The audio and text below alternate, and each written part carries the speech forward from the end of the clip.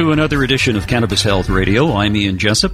And I'm Corey Yelland. Early in her career, she started out as a gardener in Southern California and then moved on to become a news producer, writer, photographer, and a cannabis evangelist. She has also cleared herself of breast cancer using cannabis. And joining us from California is Sharon Letts. Sharon, good to talk to you. Thank you. Hi Corey. Hi, Ian. Happy to be here. Hi. Sharon, you've had an interesting life journey. Take us through some of your careers. Well, yes, I grew up on the beach in Southern California, 60s and 70s, no stranger to drugs and alcohol. At 16, I smoked my first joint on the way to school. I went to Redondo Beach, California, and I smoked my first joint on the way to school. And prior to that, I just wasn't considered very bright. I had been tested somewhat, and they said I would always have to work very hard to be average, which was kind of a sad thing to feel about yourself. So when I smoked that first joint on the way to school when I was 16, 1975, that day in school I had clarity for the first time. I went on to be published as a poet at 19. I started my own business as a gardener at 24. One thing led to another. I was doing producing and hosting a gardening show for local access in Southern California, and then, went into mainstream documentary and magazine shows as a field and segment producer and a producer in Los Angeles. 9 years ago, I was brought up to Humboldt County to produce a news show, and if Canadians are familiar with the Humboldt brand, that's where the cannabis, is grown. It's the cannabis capital of the world, pretty much. It's where a lot of the strains were developed. But I was there in media, and about 5 years ago, about the same time that Corey discovered cannabis for her cancer, I presented with lobular carcinoma. That's the spiderweb mass, not to be confused with a tumor or that could be confused with a cyst. It was a mass. It's pretty bad. Only 10 to 15% of all women get it. And it usually takes surgery, chemo, radiation. My sister had it a couple years prior and nearly killed her, the treatments alone. So anyway, because I was in Humboldt, a medicine maker said, here, use this. This works. We've been doing this for years, but, it's all covert under the radar. So I ingested the cannabis oil. Actually, first I started ingesting leaf and juicing leaf prior to the first biopsy.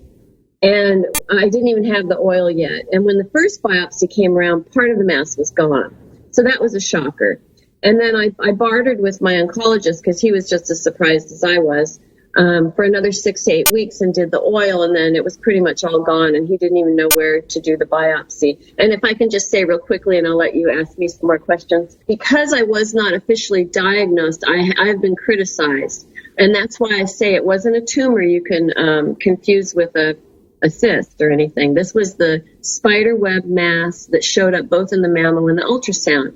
Because I was never diagnosed, I'm now part of a 30-year study with the American Cancer Society on prevention. Because everyone in my family on my mom's side has dealt with or died of cancer because they were using DDT and, other chemicals on the farm for decades.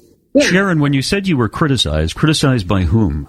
Oh, many, many people. Even cannabis advocates say, well, if you didn't have a diagnosis, you can't really say it was put into remission. And early on, people were saying you were cured. Even in some of the headlines of some of the essays I wrote early on, editors used the word cure. I've really never used the word cure. I always say remission, because I think as a species, we're just pretty much poisoned for a very long time. And it's in our stem cells, How did your sister react to the chemotherapy treatment that she underwent? Oh, well, like anything else, we all see the horror stories. I mean, the hair loss and sickness, and, she had a really hard time of it. It was a 2-3 year process. Mine was gone in 2.5 months, and all I did really was sleep a lot. How did she react to you using cannabis oil? She was one of the ones that said, without a diagnosis, you can't really say that this is how it worked. Definitely so. Which is really, it's just the way it is. The stigma is greater than the truth right now. And so because I already had a voice in media, I immediately began spinning out, my essays to mainstream, like AP and all that. No one wanted it. Everyone rejected it. So I started writing initially for High Times, and then, I've written for pretty much every weed magazine there is around the world right now. I'm published globally, and not just with my own essays. I mean, I write in AP style. I'm a features writer. So I've been doing, patient profiles, and with Dope Magazine, I did a road trip for 3 years covering 6 states and 3 countries. I've seen both sides of legalization. I've interviewed many patients. I've seen, just as Corey has posted every day, her dealings and seeing people in remission, not just from cannabis, but with really major ailments.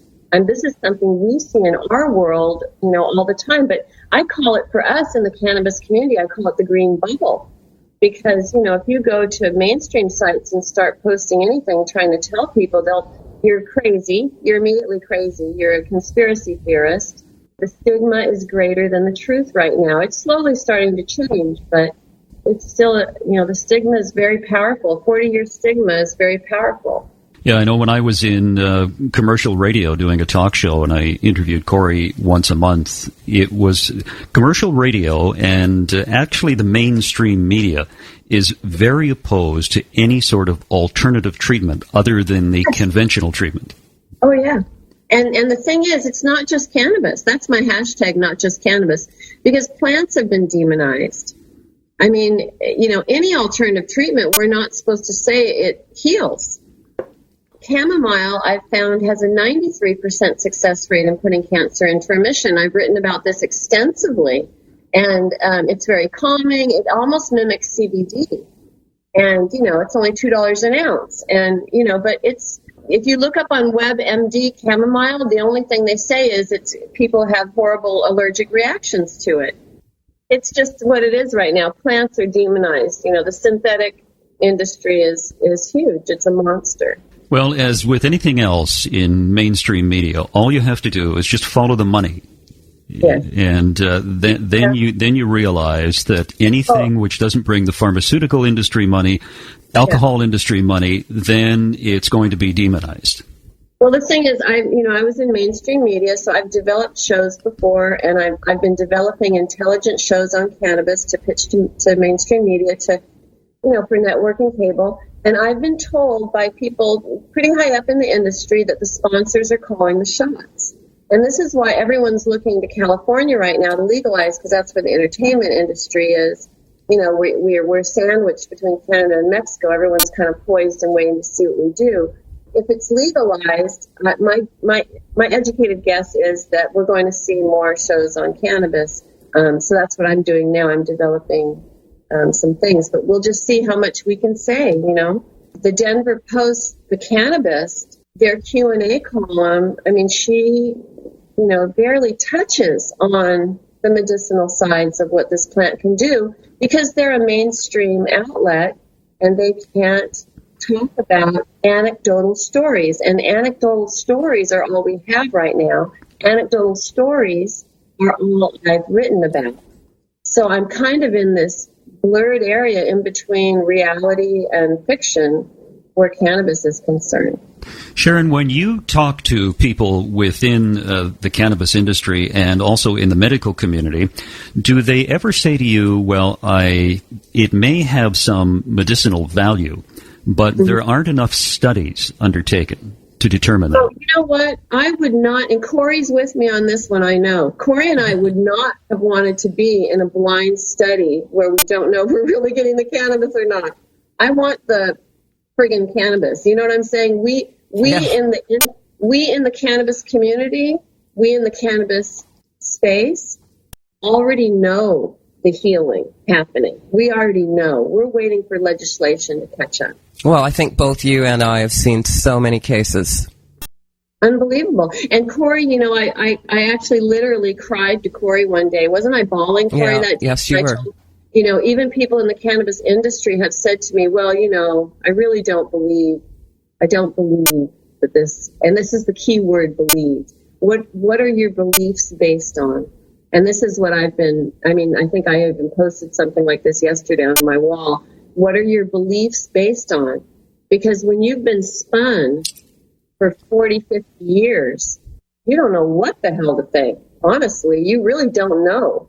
And so, unless you've been touched by this plant, unless you've been healed or you have family members that have been healed or people close to you, you will be a skeptic, because we've been told forever. We're still being told by politicians right now.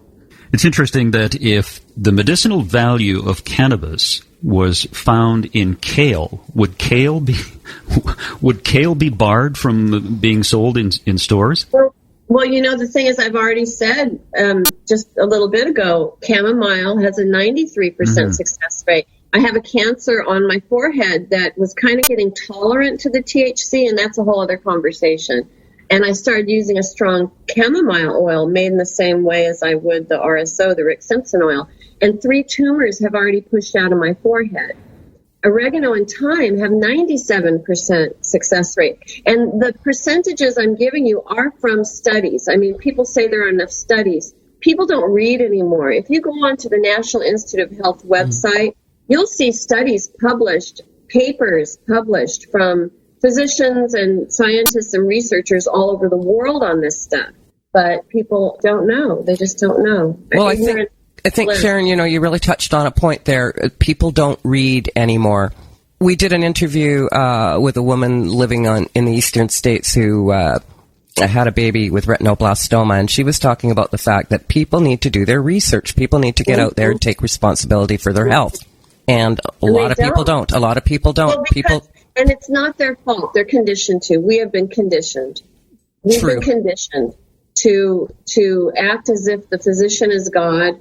The pharmaceutical companies, they teach the physician, use this pill, use that pill. We've gone so far from the garden. I mean, and it wasn't that long ago we were in the garden. It's only the early 40s this all started with the patenting. The first patent of a petroleum byproduct, which started the pharmaceutical industry. I don't know if anyone's aware of that anymore these days.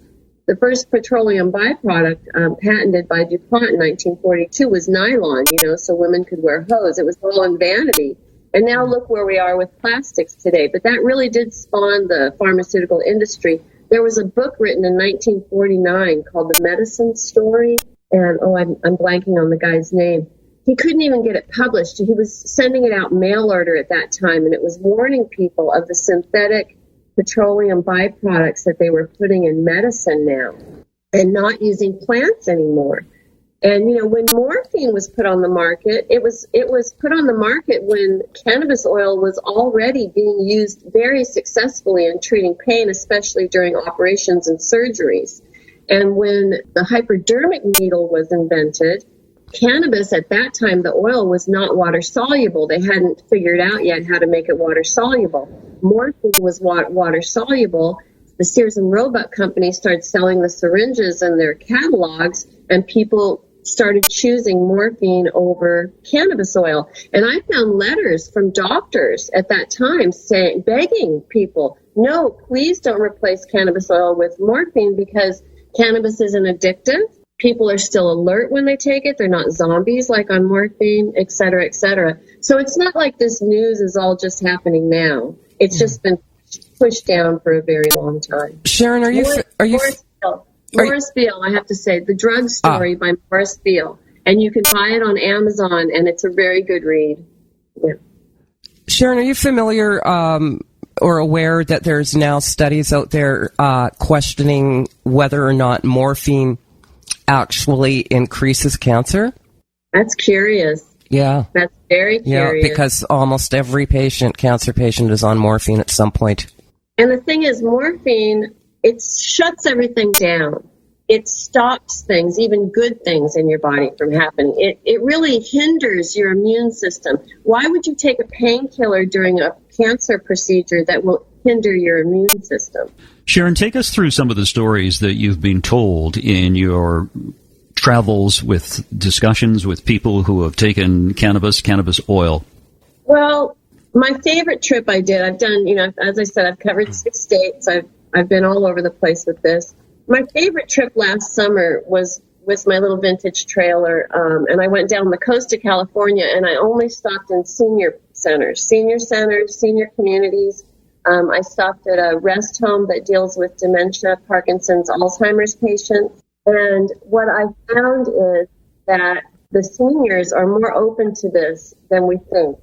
When I was at the Laguna Woods Community Center, it's a huge, incorporated now, it's a city incorporated. There's hundreds and hundreds, thousands of residents there. They're all seniors. They have their own cannabis club. And I went to one of their monthly meetings, which there was only over 200 people just at the monthly meeting. And I interviewed an 85-year-old woman, and she said, I asked her, how has cannabis helped her? And she said, well, the first thing to go was the sleeping pills and the painkillers. And I said, well, what do you want to do next? And she goes, well, I've heard about the strong oil. Now, she got off of all that stuff just by using tincture, But I said, what about the strong oil, they keep talking about? And she said, well, I think I'm going to try and see if I can make my diabetes go away. So, it's just enlightening. It's really enlightening to actually go out there on the road and talk to people who are actively using cannabis as medicine, and then look at all the ignorance out there. It's hard. It's been frustrating, actually, for me. I was reading a story a couple of weeks ago about the number of seniors who are becoming interested in cannabis, and I think it's because as you get older, the aches and pains and the ailments of the years have taken their toll, and they don't want to be on pharmaceutical medication for the rest of their lives because of the side effects of it. Yeah, they don't want to sit there and drool in a wheelchair, and that's what was happening at this nursing home in Santa Rosa. I went to Primrose Nursing Center. Only the patients whose doctors and family were on board could actually take the cannabis. They were giving it to them in chocolate after their meal at the end of the day. And the patients who were on, and they were only given 15 milligram doses. And the patients who were on that were less aggressive, less agitated. They slept better through the night. They were easier to control. Now, I heard a story on Facebook one time. This woman was giving the stronger oil, to her father or something in a nursing home. And on the sly, she was giving it to him every night just to see what would happen. He was way into dementia and being cared for. And she said in 2.5 weeks, he started coming back to the point where the center said he no longer qualifies. Now, the thing is, we're not just talking about aches and pains. We're talking about chronic inflammation throughout our whole body and every system we have, brought on by decades of empty foods, toxins in our environment, bad water quality, bad air quality. There's a myriad reasons why we are slowly poisoned. And a study just came out a little while ago showing that the real reason for dementia, Alzheimer's, Parkinson's, all these neurologically based problems stem from inflammation, chronic inflammation throughout our bodies, in our brains. And plant-based medicine, not just cannabis, whole foods diets, clean diets, and a lot of herbs and vegetables and fruits reduces inflammation in our body. So when we were growing up and they said, eat your fruits and vegetables, it really was a matter of life and death. But we just, we didn't know that. And then we slowly just had all these empty foods to the point where people aren't getting real nutrients every day. And even if you take a multivitamin, it's not enough. Even vegans and vegetarians need plant concentrates now to overcome this toxicity we have in our body. Even Bob Melamede, who we talked to on this program a couple of weeks ago, is a microbiologist and very, very knowledgeable with respect to cannabis. He said most doctors know absolutely nothing about the endocannabinoid system within the body. My doctor didn't. Yeah, I'm sorry to interrupt you. No, that's okay. Go ahead. Yeah, my doctor learned by watching me, because here I was on 10 prescription meds when the cancer came. So the breast cancer was a godsend, because I was on 10 prescription meds with thyroid and menopause. Thyroid disease with menopause is an epidemic in the boomer generation. Thyroid is totally an environmental issue. It's depleted by all kinds of toxins, let alone fluoride in water depletes your thyroid system. So going into menopause as a thyroid patient, which 50% of all women just in the United States, it's probably the same up in Canada, are thyroid patients, is a double hormonal whammy. And we are suffering greatly. And so I was suffering, and they keep adding pills. I mean, the Synthroid stopped working, so they added something called Cytomel, which was like speed, because the warning label said not to be used as a weight loss. And so I was like, oh my God. So I became manic. So then they added a bottle of Valium. And this is all documented in essays you can find online on my cancer story. But they added Valium. So I was just really sick, and I was overweight, and I couldn't sleep, and I had so many digestive issues, and I had chronic pain and a bad knee. So, when I interviewed that 85-year-old lady that said painkillers and sleeping pills were the first to go, I totally related, because the night I took the oil, I didn't need the sleeping pill. The next day, I didn't need the painkiller. In about 2 to 3 weeks, I was off of all 10 prescription meds. The last thing to go was nitroglycerin under my tongue for horrible angina. That's part of the thyroid, symptoms of digestion and everything. And one night I was laying in bed and got it in the middle of the night, and it feels like you're going to have a heart attack. And I didn't have my nitro with me. I had it in my purse. I had tincture on my bedside. So I took just a few, half a dropper of the cannabis tincture, and it went away better and faster. I didn't feel queasy and sick afterwards like I would have with the nitro. So that was the last prescription med I got rid of. My doctor, I'm sorry, I'm trailing, but my doctor learned by watching me. Oh my God, you don't need the sleeping pill anymore. You don't need the painkiller. She watched all these prescription meds that she had been giving me for a few years go away. So I was able to teach her. And she was a physician in Humboldt County, but that didn't matter. It didn't matter where she was in the world. Patients would come in and they were probably cannabis patients but didn't know it, but she never felt comfortable to talk to them about it. And now that she knows, now she feels comfortable. If someone brings it up, she'll say, oh yeah, I watched that firsthand. Listening to all of your symptoms, you were in a hell of a mess. I was really sick. I was, I'm 57 now. That was 5 years ago, 52 years old. I was probably in the right place at 52, 10 prescription meds, an American woman. That's about right. That's a sad statement, though. Right? Sad state of affairs. And if I hadn't gotten the breast cancer, stayed on that track, Lord knows where I'd be, because I was so sick. I was really suicidal, and that's another thyroid symptom. Most people don't realize thyroid disease has up to 85 symptoms that can come and go. It's horrific. Menopause has up to 35. Put the two together, you're an emotional wreck. You're 100%. People make fun of women, in older age being neurotic or whatever. This is physiological, people. This is physiological. And one of my favorite essays you can Google is called Cannabis Calming the Crazy Bitch, because it really did help me emotionally like that. It really did help calm me down. What a great title. Yeah, I like that. So are you still, I want to know if you're still crazy, though, Sharon. In our family, we call it eccentric. Eccentric. But, I'm an artist. I'm a writer. I think outside the box. Cannabis actually opens the neuron pathways in your brain that open your third eye and allow you to see truth and allow you to be open to things. That's something I've read about lately. Sharon, California has had legal medical marijuana for 20 years. How has the medical community adopted this treatment? For all those years, everyone said it was a farce, that people were only doing it to get stoned. It wasn't really medicine. It actually wasn't really till Sanjay Gupta came out with his first documentary called Weed on CNN, where he profiled what was happening in Colorado with Charlotte's Web for Charlotte, Fiji. That was really when the world, Sanjay did us a huge favor. Now, ironically, the study I found on chamomile and all its miraculous benefits was co-authored by Sanjay Gupta in 1993. So he really knows more than we think. I'm eternally grateful for him for convincing CNN to let him do that story, and he did 2 more subsequently. But yeah. I think that's really when the world found out about it. That's when it really hit home. That's what I was going to say. I think that's when the world stood up and started paying attention. Yeah, he was my redeemer, that's for sure. He also said that 19 people die every day in the United States from pharmaceutical drugs, but nobody has died from cannabis or marijuana. Right, and the interesting fact on that is 85% of the world's painkillers are consumed in the United States. We are a heavily marketed society. The United States is heavily marketed.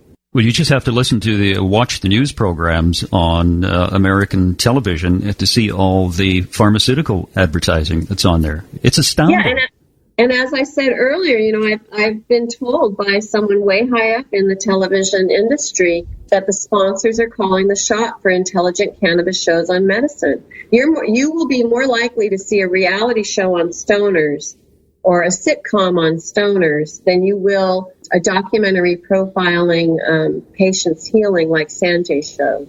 I mean, I'm hoping to get there one day. I am developing them right now, the shows. So we'll just have to see what happens. Go into that a little further, what you're developing with respect to cannabis. When I say intelligent shows on cannabis, I mean, picture a magazine or a documentary show profiling like a day in the life of someone who lives every day and deals with plant-based medicines, not just cannabis.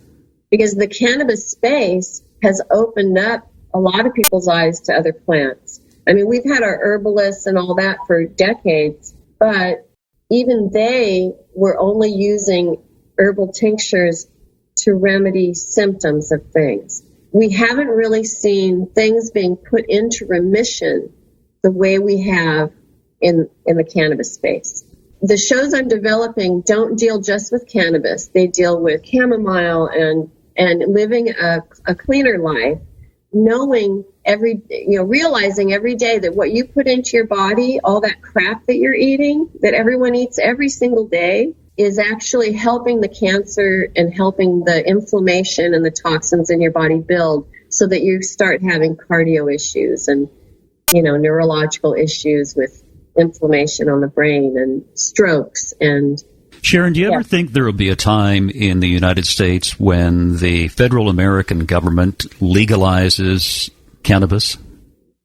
I don't know. I really don't. I mean, in the WikiLeaks emails that just came out, even Hillary was, one of her speeches to the financial world said that she's absolutely 100% against legalization. So that really made me sad to hear. And that wasn't, and she hasn't said that to the public. The most she has said is we will let the states do what they want. Well, Obama said that too. That was his whole message when he campaigned both times, was we'll let the states do what they want. But that's not true. People are still being put in prison. Medical entities in California were raided by the hundreds during Obama's reign. So I don't know. I mean, I don't know. I really don't. It's a good question. And then there are also all kinds of theories out there that I'm not even going to go into because people think I'm crazy enough as it is in the cannabis space for cannabis. But there are all kinds of political reasons out there. There's lots of political reasons because the pharmaceutical industry donates to federal politicians extensively. Right. Well, the interesting thing about that, though, there was a conference about 5 years ago in Chicago, and where pharmaceutical industry people actually said, take it off Schedule 1. We want to get in that space. We know that it's medicine. We know that it works better than our Marinol. And we want to be able to use cannabis as medicine. This happened like 5 years ago, about the same time Corey and I were healed. It kind of just went away, as things like that always do. So I'm not 100% convinced that the pharmaceutical companies don't want to glom onto this. I think that there are political reasons that are keeping it from being, widely used. I can't quite pinpoint it. I just wouldn't put all the blame on the pharmaceutical companies. Well, I will, so you're off the hook. Go ahead. Okay. I think, tell us the difference, if you can, between natural cannabis and synthetic cannabis. Well, you just can't compare. I mean, a plant, and there's two camps on the indoor-outdoor growing also, farming also, but you can't compare what a plant receives from the sun, from the soil, from nutrients, and then goes into your body. You can't replace the real deal. If you have a little bottle of synthetic oregano essence in your kitchen and you have fresh oregano leaf from your garden, there's just no comparison to the amount of medicinal compounds in that plant. There's no way you can process it and have it be the same. I mean, when I was juicing leaf in Humboldt County, I juiced leaf for about 3 years because of where I was, and it was, people were just throwing bags of it away. It was just the best I ever felt in my life. I mean, just juicing the leaf alone, I've done patient profiles where MS patients get off of 23 meds just by juicing the leaf. I mean, it puts a myriad of ailments into remission, just the leaf alone. And people should realize that you don't get high juicing the leaf. You have to heat. Right. You have to heat. Right. It's all energy. Just juicing the leaf, it's all energy, and there's no psychoactive. I mean, it depends on what machine you're using. If it heats it up a little bit, you might get some psychoactive. If you're juicing bud, you might get a little psychoactive. But no, just the fan leaves and the leaves, no, it's the most amazing thing. You can't compare nature to something you can synthesize and put into a bottle. Sharon, in conclusion, anything you'd like to tell listeners? Oh, dear. I would just say, please read. Please look at things. Please watch more than what they're telling you on the 6 o'clock news. There's a lot more in the world out there to know about. There's a lot of truth out there that's being hyperboled. I would just say, please be open. There's a reason why Corey and I, this has become our calling in life. This isn't something we choose. I think Corey can chime in on this. We didn't choose this. She didn't choose to be up till frickin' midnight every night giving out advice for free. Right? Thank you, Sharon. No. Right? And then having people kvetch because she's not getting back to them soon enough. Yes. So we're in that state. This is a calling. This is, what I feel like it is, and I think Corey can agree.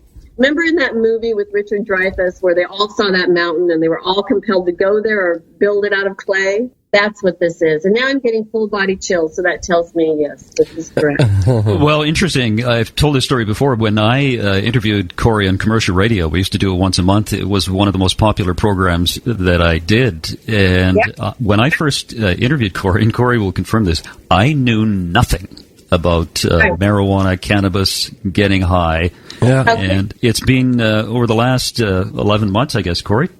I guess, yes. It's been a real eye-opening experience. And to talk to people who have had very, very serious diseases for themselves and or their children or their loved ones, and have them tell the story about how cannabis completely reversed their symptoms and their disease in a matter of weeks. This didn't take years. It was a matter of weeks. It is a real eye-opening experience for me. Yeah. It's life-changing. It really is life-changing. I mean, there's a reason why we drone on and on. Yeah, there is. And, you just can't walk away from it. Yeah. You can't walk away from people knowing what you know and not tell them. An oncologist came up to me once. I'm not going to say his name because he's very famous in the cannabis world. He actually does prescribe cannabis with his chemo treatments, I might add. And he told me right to my face he thought I was very irresponsible for telling people that it puts cancer into remission. And I looked right back at him and I said, you know what? I would feel irresponsible if I didn't tell people. Absolutely. Yeah, good for you. Sharon, it was great to talk to you. Appreciate your time. Thank you very much. Corey, I love you so much. God bless you and all the good work you do. Oh, thanks, Sharon. I've always got your back. You know that. Thank you. Appreciate it. She's absolutely a fantastic woman. She's very knowledgeable. Extremely knowledgeable, yes. Yeah. And how did you meet her? I think I might have heard an interview of hers. Something about Secret Garden or something like that. Oh, right. And then I looked her up and sent her a friend request. I think that's how it went. She's really a convert to cannabis. Yes, she is. And like you, she has experience with a health issue. Yeah. And I think that changes you, doesn't it? Oh, it does. Completely changes you. Yeah, yes. Absolutely. Corey, great program. Let's do it again tomorrow. Sounds great, Ian. Thanks very much for listening wherever you are in the world. You've been listening to the Cannabis Health Radio podcast. Visit our website, cannabishealthradio.com, and follow us on Facebook and Twitter.